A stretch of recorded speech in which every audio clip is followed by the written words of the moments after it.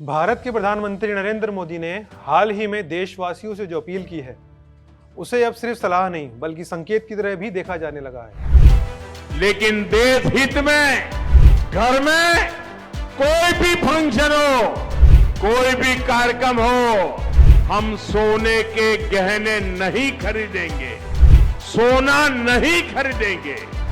विदेशी मुद्रा बचाने के लिए हमारी देशभक्ति हमें चुनौती दे रही है और हमें इस चुनौती को स्वीकार करते हुए विदेशी मुद्रा को बचाना होगा।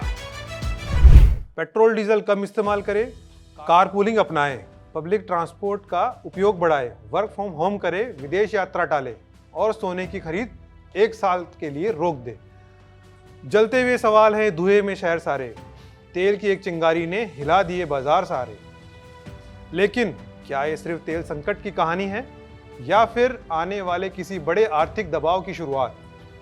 सवाल ये भी है, मोदी साहब का वक्तव्य क्या ये सिर्फ बचत की अपील है?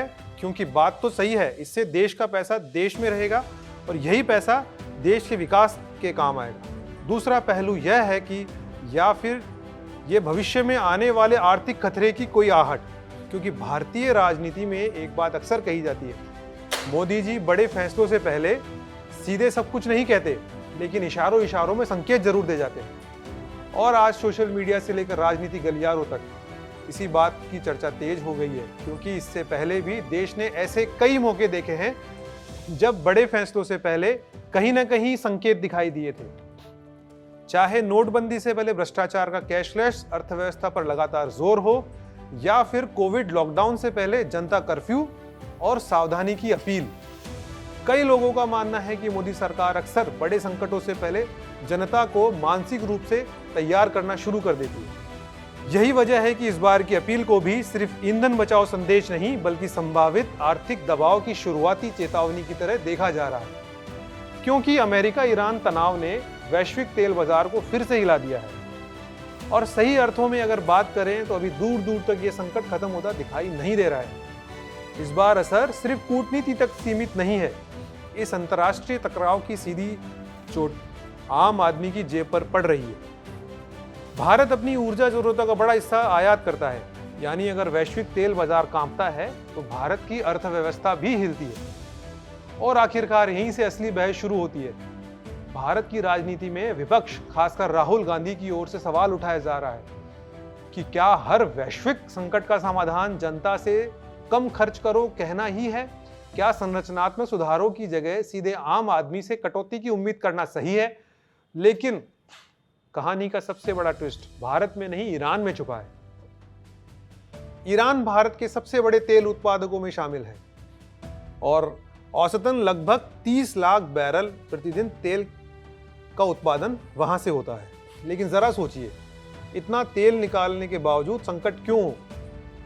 क्योंकि समस्या उत्पादन की नहीं, समस्या है तेल बेचने की। स्थिति इतनी विकराल है कि ईरान तेल निकाल तो रहा है लेकिन बेच नहीं पा रहा है। बल्कि खबर तो यह भी है कि ईरान को अपना सारा तेल समुद्र में बहाना पड़ रहा है, क्योंकि तेल उद्योग का सबसे कठोर नियम कहता है अगर लंबे समय तक उत्पादन रोका गया तो तेल कुएं हमेशा के लिए खराब हो सकते हैं। यानी निकालो तो नुकसान, रोको तो भविष्य खतरे में। और यहीं से शुरू होता है असली वैश्विक संकट। सप्लाई अनिश्चित होती है, निवेशक डरते हैं, कच्चा तेल महंगा होता है, पेट्रोल डीजल के दाम बढ़ते हैं, ट्रांसपोर्ट महंगा होता है, महंगाई हर घर तक पहुंचती है। अब इसे एक लाइन से समझिए, भारत में हर 10 लीटर पेट्रोल में से लगभग 7 लीटर की कहानी विदेश से शुरू होती है। यानी क्रूड महंगा तो ट्रक का किराया महंगा, ट्रक महंगा तो सब्जी महंगी, सब्जी महंगी तो रसोई का बजट बिगड़ता है। यानी तेल संकट सिर्फ पेट्रोल पंप की कहानी नहीं, यह हर घर की कहानी है। और शायद यही वजह है कि सरकार खपत कम करने की अपील कर रही है। लेकिन बड़ा सवाल अभी भी बाकी है, क्या यह सिर्फ अस्थायी एडजस्टमेंट है या भारत की गहरी ऊर्जा निर्भरता का संकेत?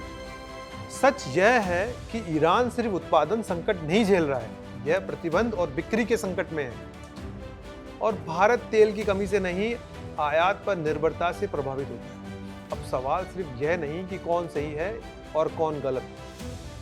असल सवाल यह है, क्या दुनिया ऐसी ऊर्जा व्यवस्था पर लंबे समय तक टिक सकती है जहां एक देश तेल निकालता रहे, दूसरा खरीद ना पाए, और तीसरा उसकी कीमत अपनी जनता से वसूले। जरा सोचिए, जब तेल महंगा होता है तो सिर्फ गाड़ियां धीमी नहीं पड़ती, सपनों की रफ्तार भी कमजोर हो जाती है। सियासत की आग में जलता है हर एक बाजार। तेल महंगा हो तो सबसे पहले टूटता है घर का संसार। आज का ये संकट सिर्फ अमेरिका और ईरान का नहीं है, यह उस वैश्विक व्यवस्था का आईना है जहां ऊर्जा अब सिर्फ संसाधन नहीं बल्कि राजनीति, अर्थव्यवस्था और ताकत का सबसे बड़ा हथियार बन चुका है। और ये भी याद रखिए, तेल सिर्फ जमीन से नहीं निकलता, उससे दुनिया की राजनीति भी बहती है। क्योंकि जब दुनिया तेल पर निर्भर होती है तो युद्ध सीमाओं पर नहीं रुकते, उसकी कीमत हर नागरिक अपनी जेब से चुकाता है। इसलिए तेजी से विकासशील भारत देश के नागरिक होने के नाते हमारा फर्ज बन जाता है एक जिम्मेदार नागरिक बनने।